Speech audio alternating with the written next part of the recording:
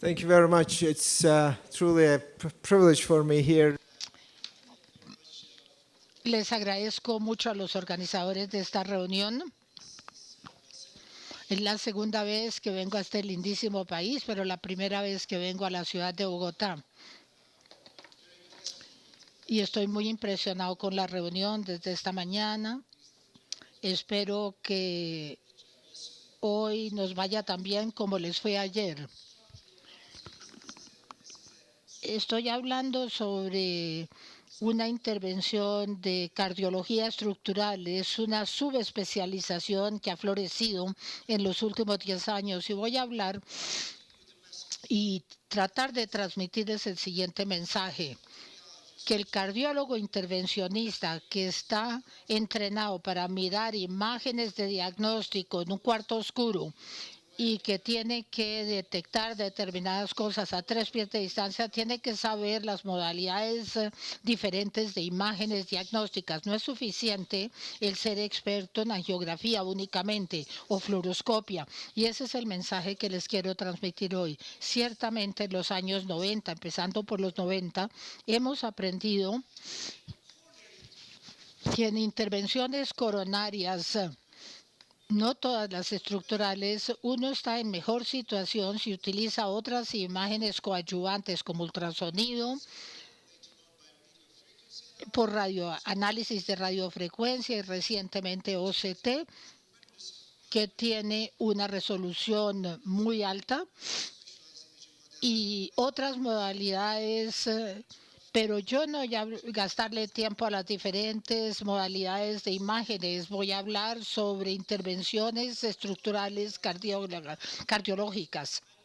¿Cómo lo debo hacer?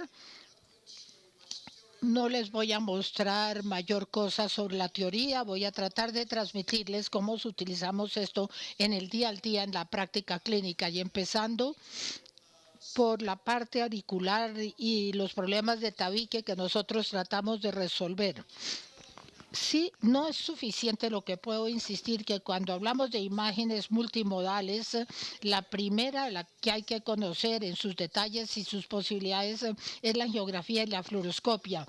Nosotros en la cardiología intervencionista en los Estados Unidos tenemos en cuenta esta parte más que cualquier otra estructura. Durante los últimos 10 años le estamos prestando más atención y asegurándonos de aprovechar plenamente lo que la angiografía nos proporciona. Hablemos sobre la parte intraauricular y el tabique. Hablamos sobre la técnica. Uno tiene que mirar las proyecciones laterales de una fluoroscopía, que imagen sin contraste, y lo debemos tener siempre presente, saber dónde está la aorta, dónde llega la vena, dónde está la parte auricular derecha para tener esa punción transeptal, y luego dónde está el borde del tabique que separa en la parte auricular izquierda y derecha, y dónde están esos sitios correspondientes en la proyección lateral.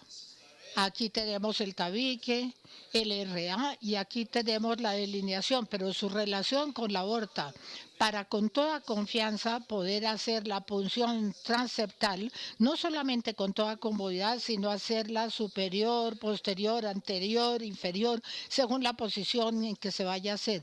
Y es muy importante saber exactamente dónde están los defectos para que uno pueda diseñar la técnica de acuerdo. Uno tiene que encontrar la forma, en cierta forma, de mezclar estas imágenes fluoroscópicas, lo que uno aprende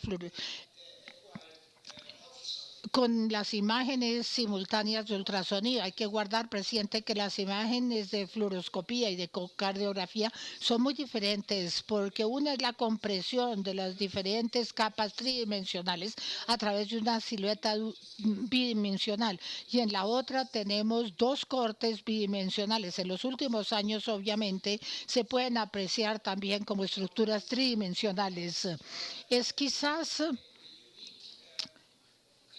una modalidad muy especial que utilizamos en diferentes intervenciones, pero sobre todo en lo que tiene que ver con intervenciones de tabique. Aquí tenemos el dispositivo que se coloca en la aurícula derecha para obtener magníficas imágenes para ver la permeabilidad, para ver tamaño también y también la locación antero-posterior y qué relación tiene con la aorta. O sea que uno puede obtener magníficas imágenes, no solamente del tabique, sino penetrando al ventrículo derecho, mirando hacia arriba y ver los senos extremos. Aquí tenemos magníficas imágenes que tienen que obtenerse como cardiólogo intervencionista antes de ver la longitud del túnel en el tabique, su relación con la aorta y corroborar esa información que se haya obtenido con otros métodos. El eco intracardíaco es maravilloso porque uno no necesita sedación ni causa mayor incomodidad para obtener estas magníficas imágenes que son mediciones muy precisas del defecto atrio-tabique. Y una vez que uno lo ve, cuando ve uno que hay esta apariencia, vemos si estamos cubriendo la parte del tabique primario, si estamos contra la aorta, si lo debemos dejar colocado un dispositivo. Esto se hace cómodamente a través de un French, de un catéter French que facilita mucho las cosas. Y aquí tenemos lo que se adquirió en los últimos 10 años, un reemplazo, y hay que obtener imágenes y ser intervencionista para hacerlo correctamente. Hay que entender muy bien exactamente dónde están los planos de la válvula. Por ejemplo, para integración no es suficiente el saber la válvula aórtica descendiente, hay que saber su relación que hay con la válvula mitral, que es muy importante porque uno no la podría afectar en más de una forma cuando uno está trabajando con la válvula aórtica.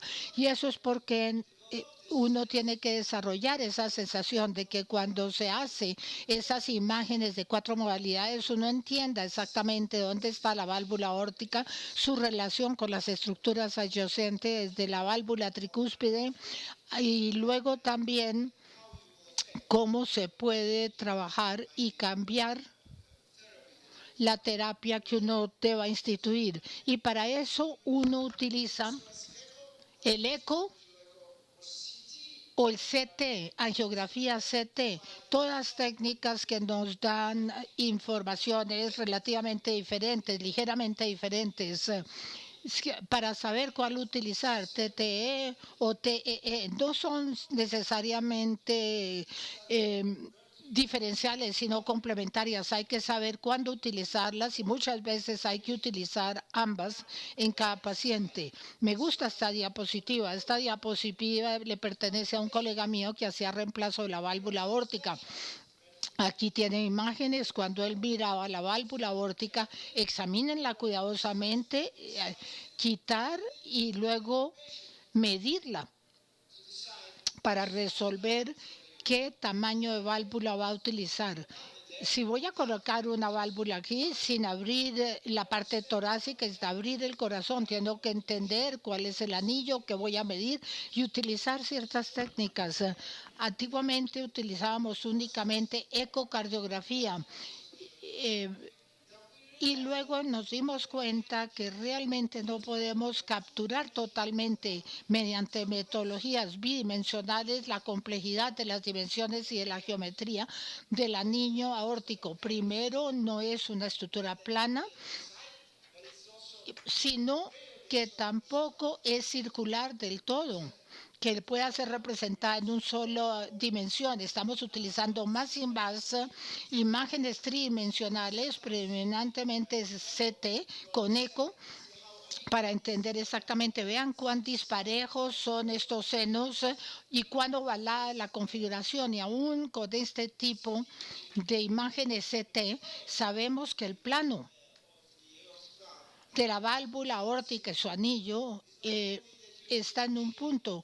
No es solamente hay que darse tiempo en cuenta del tamaño, sino exactamente dónde está la arteria coronaria, qué distancia y no solamente la distancia, sino la locación circunferencial del anillo, porque eso puede tener un impacto en caso de colocar un dispositivo allí y de ocluir o no la arteria. Le prestamos mucha atención y todos somos expertos en CT, en el grupo aórtico, en el plano del anillo, del ánulus, dónde está la arteria coronaria, cuál es la distancia y cuál es el dispositivo que voy a utilizar, dónde lo voy a colocar y para evitar oclusión. ¿Qué pasa con la cúspide ventricular en caso de que sea demasiado espesa o voluminosa? Y todo esto tiene imágenes, tiene importancia en imágenes multimodales.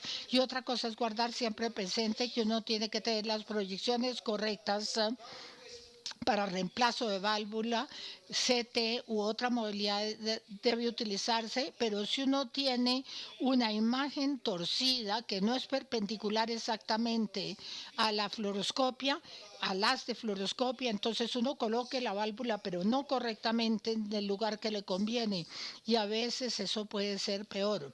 Y hay otro aspecto del sistema cardiovascular que el intervencionista cardiólogo tiene que conocer muy a fondo, que es la vasculatura.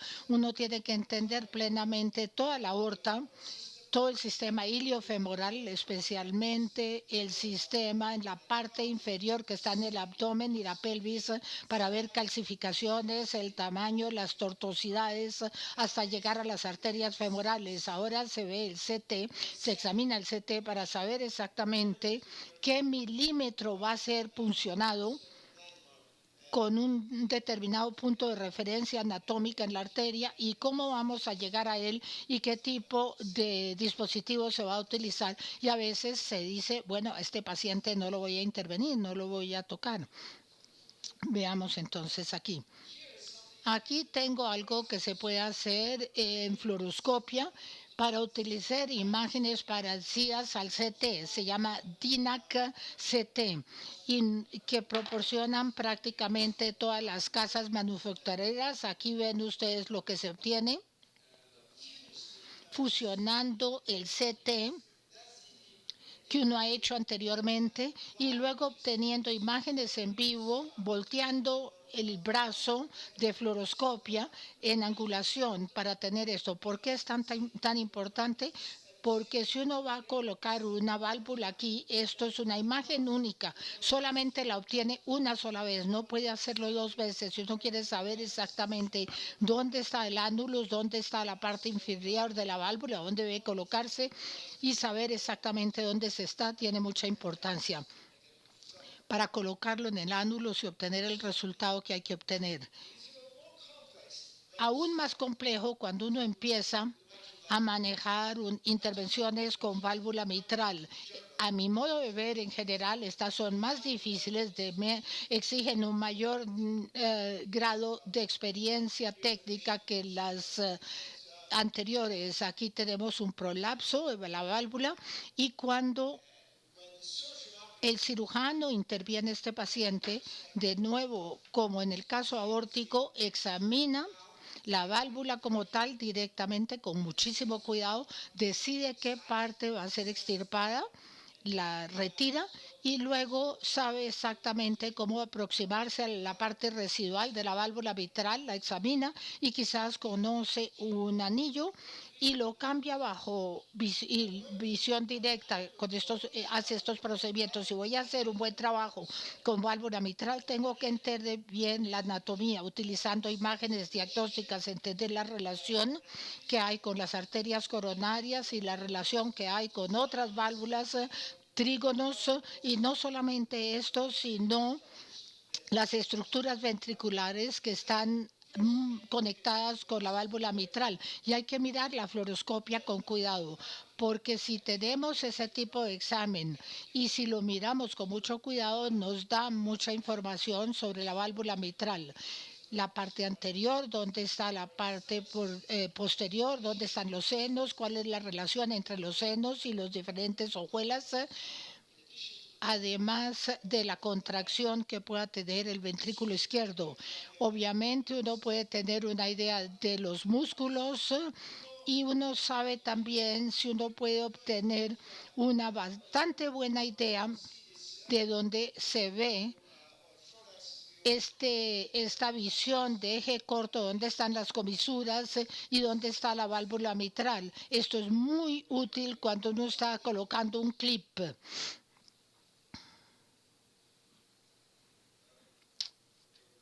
Bien.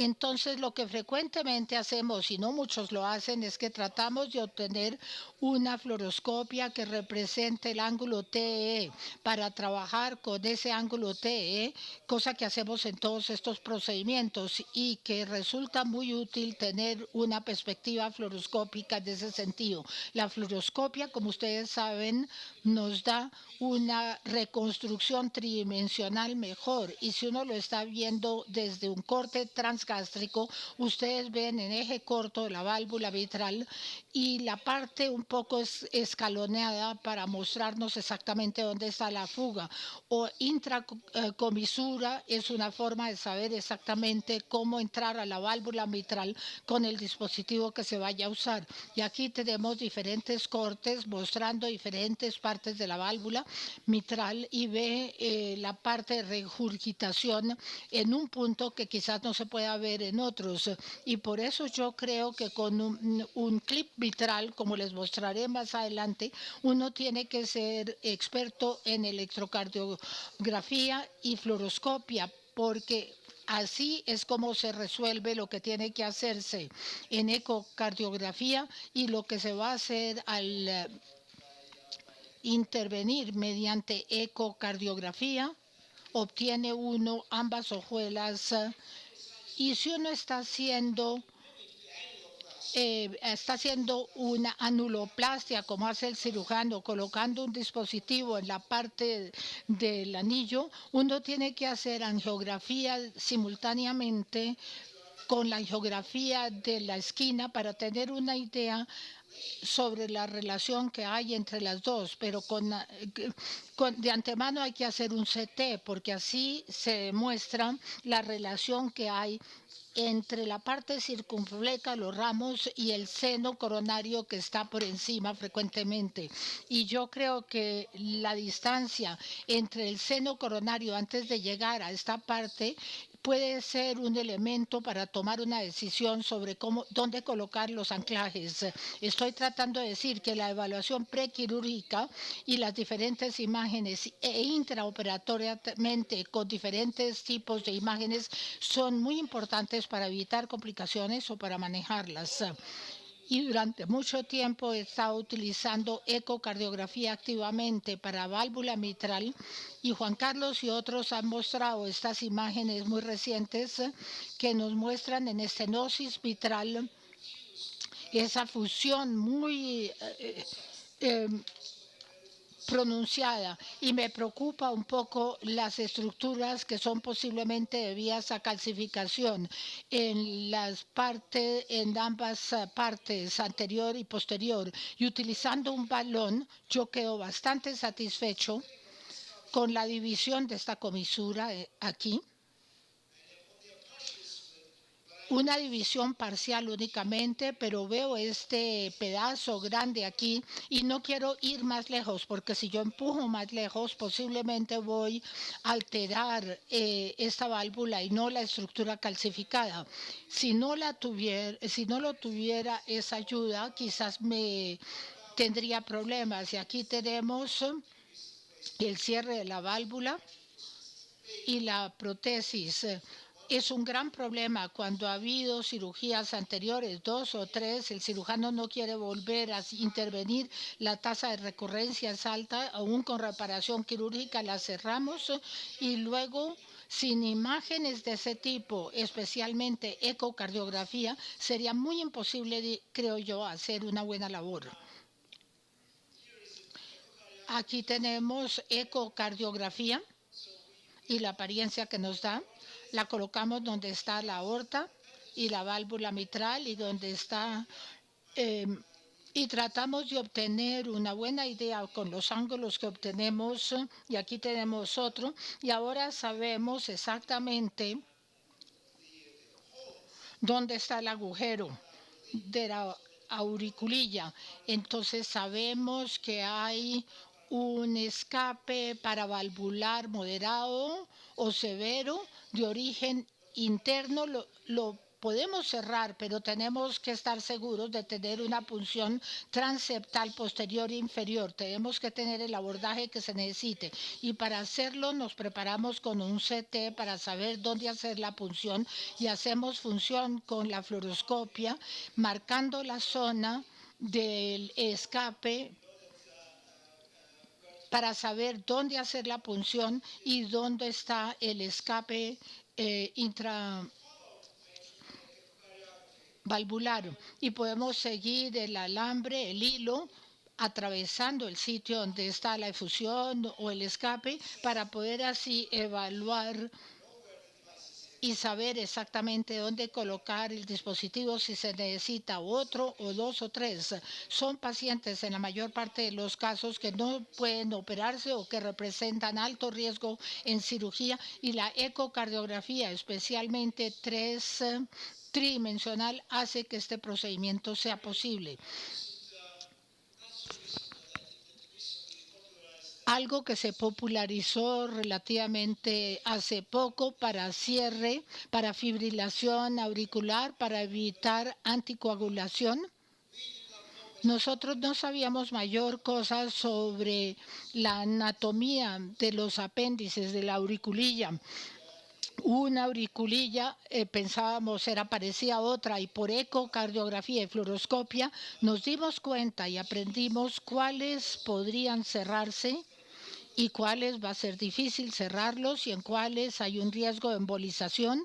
Y ciertamente el TEE es una herramienta muy útil en este sentido. Durante la cirugía, utilizar TEE y ser capaces de colocar el dispositivo a la misma altura que la auriculilla y no oblicuamente, para asegurarse de no dejar mayor vacío o espacio, lo cual es muy importante para obtener un resultado a largo plazo que le permita al paciente recibir el tratamiento que debe recibir. Otros procedimientos que hacemos en pacientes que son alto riesgo o que son imposibles de intervenir, por ejemplo, utilizando alcohol puro. Hay que administrar el alcohol en el sitio correcto, porque si se coloca incorrectamente uno puede matar al paciente rápidamente. No toleran muy fácilmente el alcohol intracoronario. Quizás en otras formas sería posible, pero no intracoronariamente. Aquí está la idea. Tratamos de encontrar la perforación del tabique con este abultamiento, que es el sitio de contacto transeptal mitral, donde se causa la obstrucción. Tratamos de simular lo que hace el cirujano administrando alcohol para poder encoger esa parte del tabique, y para ello tenemos que saber exactamente hacia dónde ir, inyectar ecocontraste, material de contraste, y ver si esto nos da la iluminación necesaria, como ocurre aquí. Es lo mismo que en la finca raíz: ubicación, ubicación, ubicación. No me importa cuánto alcohol, pero hay que estar en el sitio correcto. Si uno encuentra el sitio de perforación del tabique y se dan 12 cc de alcohol, entonces uno posiblemente obtendrá un muy buen resultado. Y luego convergencia de flujo. 6 meses después, en esa zona, uno se da cuenta que el tabique se ha adelgazado lo suficientemente. This is when you give the alcohol. So I think Aquí es donde ponemos el alcohol. Voy a terminar diciendo, pensar es más interesante que saber, pero menos interesante que mirar. Eso lo dijo Goethe. Este filósofo dijo que uno solamente puede ver las cosas si las busca con los ojos cuidadosamente.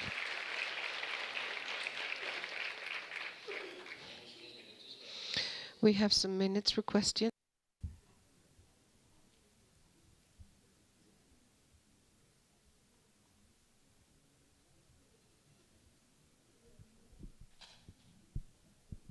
Doctor, Con respecto a la ablación septal,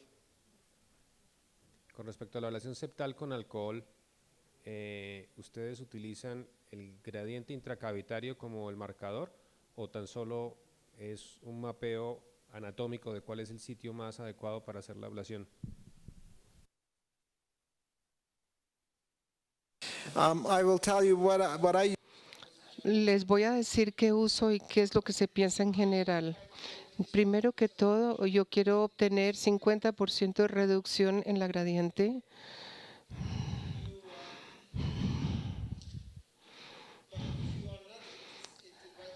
Pero si no está uno en la ubicación correcta, entonces no debe uno engañarse, aun si uno obtiene un poquito de reducción.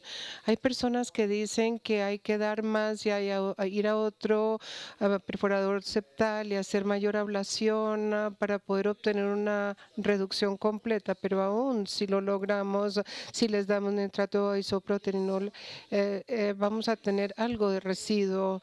Hay unos datos de imágenes que las ablaciones con alcohol realmente pues el éxito se logra después de 4 o 6 meses, pero hay algunos médicos que practican esta técnica que dicen que si usted está en la ubicación correcta y obtiene una reducción del 50%, usted está haciendo lo correcto.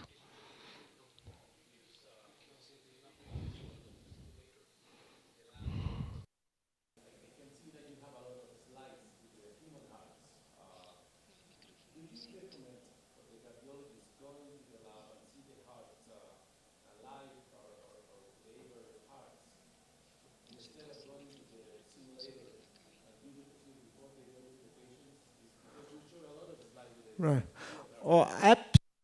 Sí, desde luego, yo quiero que pasen al laboratorio de patología y yo creo que bueno, el área de enfermedad estructural del corazón es una área donde deben trabajar los cardiólogos en equipo. Por ejemplo, si tratamos la válvula, los cirujanos han estado haciendo el tratamiento mecánico de las válvulas por 56 años.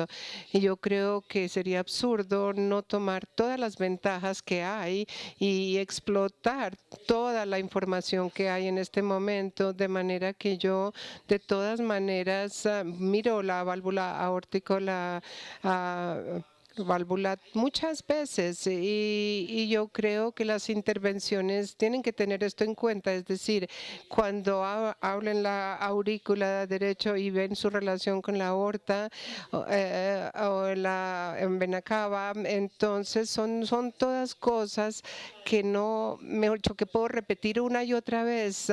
En los fellowships de cardiología intervencionista tienen que tener los fellows rotación en el área quirúrgica y viceversa.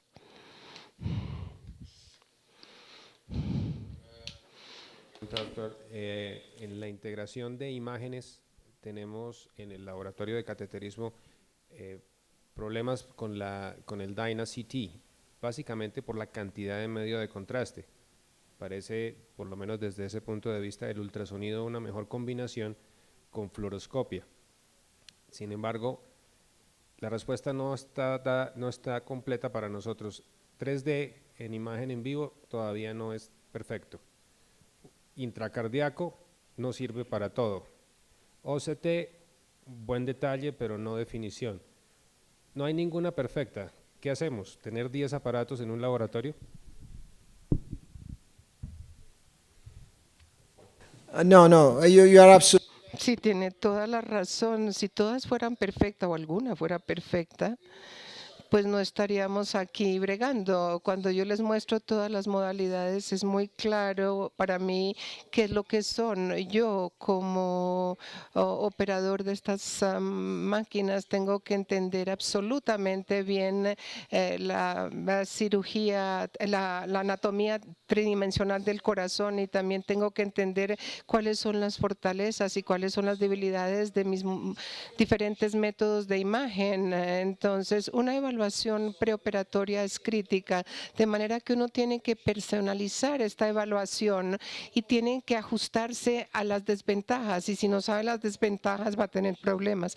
Lo que yo recomiendo en pacientes donde hay que dar mucho contraste, pues algunas veces yo trato de hacer esto con un pigtail y lo pongo junto y utilizo referencias como arteria coronaria, como lo he hecho en varios tags.